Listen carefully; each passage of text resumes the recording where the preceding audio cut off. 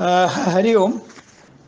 Today we are examining 8th mantra of section 2 of chapter 2. The 8th stanza of the Upanishad reads Vidyade Hridaya Grandhi Chidyade Sarva Samshaya Chidyande Sarva Samshaya Chiyande Chasya Karmani Tasmin Drishte Paravare is the stanza. The literal meaning is when he, the reality that is both high and low, is seen.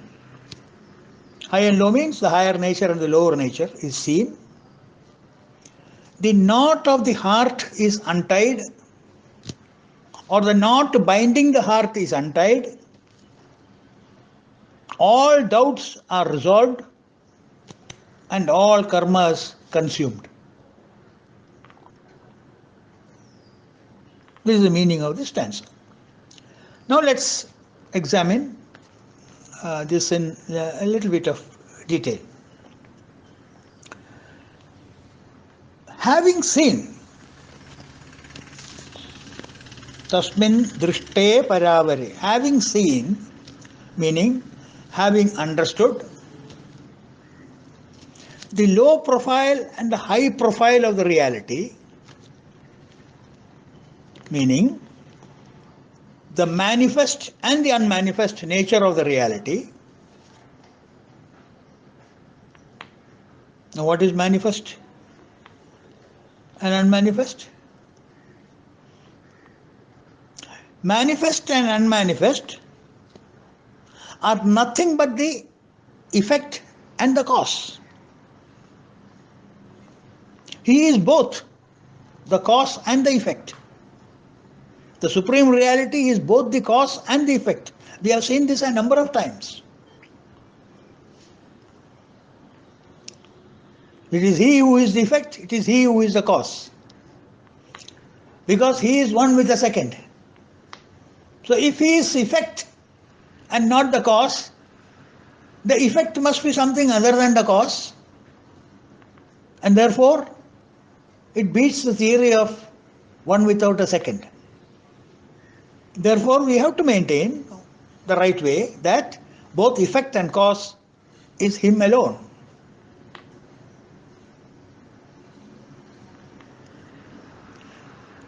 Let us say, the light generated through the bulb, okay? The light that is generated through the bulb, the breeze that is generated through the fan. Please come with me on these examples. The light generated through the bulb, the breeze generated through the fan, the coolness generated through the refrigerator are different effects of the same cause, the electricity.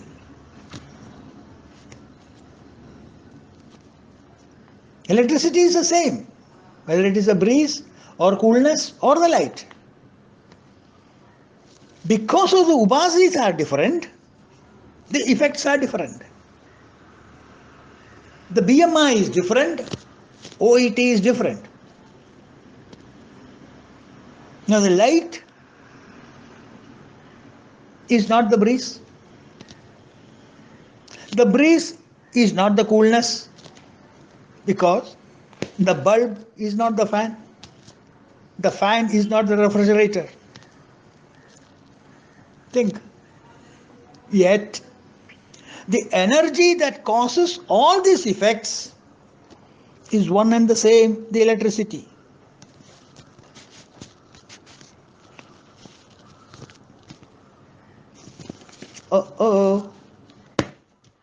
Then I want to see that electricity. I want to see that electricity. Sorry, you can't see it because it is unmanifest. You can see only what is manifest. Do you have a power in your eye to see what is not manifest? And since electricity is not manifest, I cannot show you electricity. I can show you, but you can't see the electricity.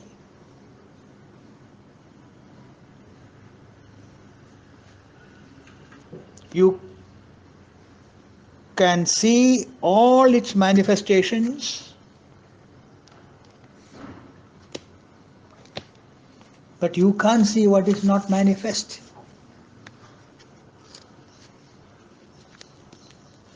Its vibhuti, as it were, its glories through myriad effects, you can see. But him you cannot see, which is the very cause for these vibhutis, the glories of myriad effects. The light, the breeze, and the coolness are nothing other than the electricity. But to make you understand, we say effect and cause, manifest and unmanifest. And in a greater, let us say, technical jargon in Vedanta, para and apara, the higher nature and the lower nature. The higher nature is unmanifest, the lower nature is what is manifest. Like the upper house and the lower house. Okay? In fact, all are one.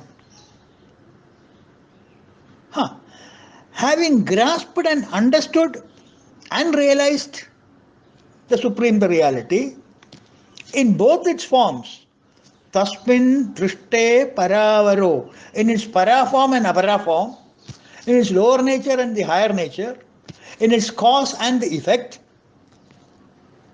what happens? That knowledge loosens the knot of the attachments that bind you to the lower nature, to its manifestations. Today we are bound ourselves to the manifestations. We forget the unmanifest, which is the cause of the manifest.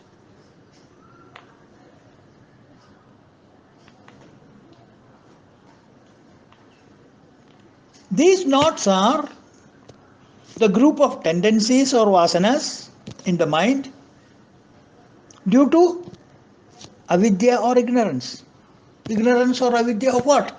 Avidya of reality. Ignorance of reality, which clings to the intellect and ultimately get embedded in the heart. It binds the heart with emotions and thoughts, born out of attachment, misconception, non-apprehension, creating misapprehension. And this is known in the language of the rishis as hridaya grandhi, the knots of the heart. Vidyate hridaya grandhi. Such hridaya grandhis, the knots of the heart, shall be broken or loosened. And these are broken, and the thread that is binding us is broken when once you get the knowledge. Just as when the knowledge of the rope is obtained, the binding attachment to the snake is broken. The thread that threatens you to be a snake is broken because you have got the knowledge of the reality, the rope.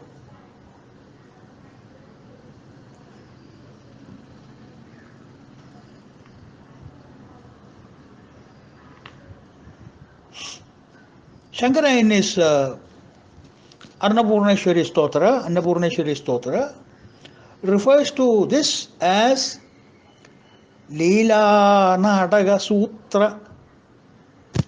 Leela Nataka Sutra. Leela Nataka Sutra. In a puppet show, the master, with his dexterity of fingers, plays the puppet through a few strings. The puppet show is performed with a few strings. Leela, Nataka, Sutra. Sutra is the thread. So through that thread of drama, the Leela Nataka, her playful drama, and what does the Mother Devi do? Bhedanagari. She is the Bhedanagari. She is one who breaks the thread of attachment, of delusion, of illusion, of hallucination.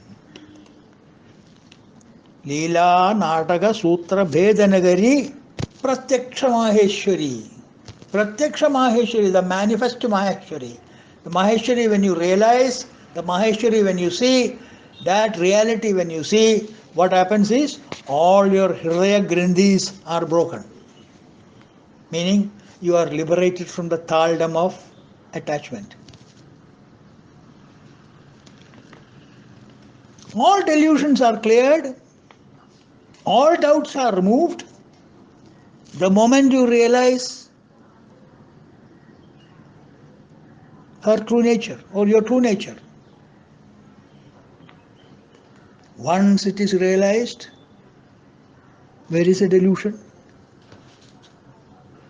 Isn't it? The moment you realize the reality of the rope, where is the delusion of the snake?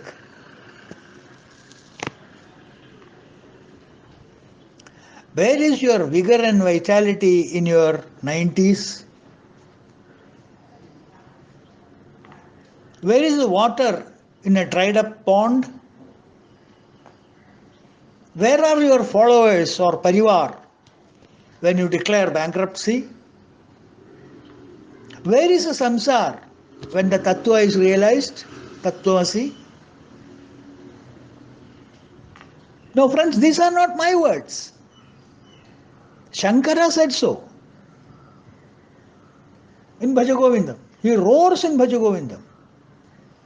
Vayasigate cha kama vikara shushke nire kaka sara kshine vitte ka parivara jnade tattve ka samsara. Where is the samsara?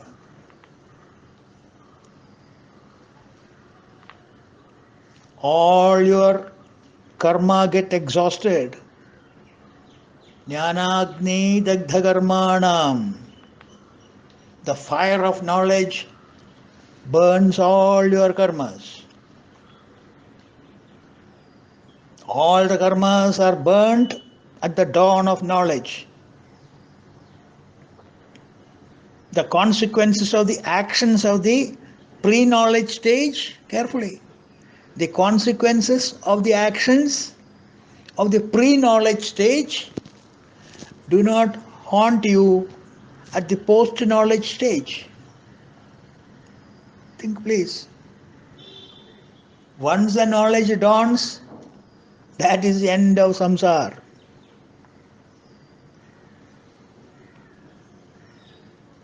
Now you suffer a great tragedy in your dream. Think. A dense forest, a pair of ferocious tigers bouncing upon you. They rolled you in the ground half a dozen times, and at that time a hunter comes that way and shoots the tiger and saves you. Horrible experience, is it? Nerve-breaking experience. Yes, it is a harrowing experience. How long? How long? Till you wake up. Once you wake up to the reality, the waker state, where is the forest? Where is the tiger? Where is the hunter? Where is your tragedy? They were all silly and unreal projections of your mind, which again was enlivened by the Supreme Nature. The dream samsara in totality ends when you wake up to the waking state of consciousness. See, there was a person who suddenly got up from his sleep around 5 a.m. in the morning. Unusual. The usual waking time is 9 o'clock, and now because it is COVID, it is around 11 o'clock. So 5 a.m. is unknown to him. So his wife was worried why this man is getting up at 5 o'clock. 5 a.m. he gets up and straight went into the wash basin to wash his hands. Why? It seems he had a sumptuous Kerala banana leaf feast with payasam in his dream. Is he not a fool who tried to wash his hands for having had a feast in the dream? Think. The dream experience is over with the dream. They will no more haunt you in your waking state. Chiyande chasya karmani. All your karmas are exhausted. Chiyande. It gets weakened. It gets, what do you call, waned out. Therefore, to conclude, the Rishi says, he who has realized the lower and the higher nature of Brahman, which is his own self, is ipso facto or automatically and immediately, no waiting list, released from his thraldom of samsara as Vityande Hridaya Grandhi. It cuts asunder the binding thread of samsara embedded in his heart. Chidhyande Sarva Samshaya. All doubts are pulverized, all confusions are ended, and controversies are set at naught. And 3, more importantly, Chiyande Chasya Karmani. He exhausts all karmas, meaning vasanas, and hence freed once for all from the tiring transfer from birth to death. Punarapi jananam, punarapi maranam, punarapi janani jadare shayanam. No more march past of this nature. Left turn, right turn, left turn, right turn. Nothing of this sort. This self-realization is certainly possible even when we are still alive, and it is known as a state of Jivan Mukti, liberation while alive. Thereafter, the life of a true Godman will be the will of the providence to serve the society, or he may have to carry to exhaust certain microscopic traces of saintly vasanas,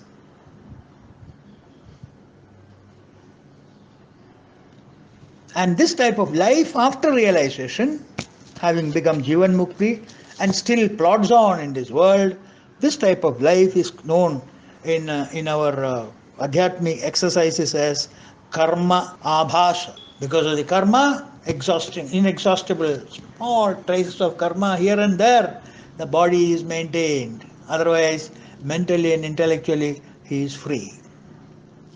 So let us see what we have in store for tomorrow. Till then, Hari Om.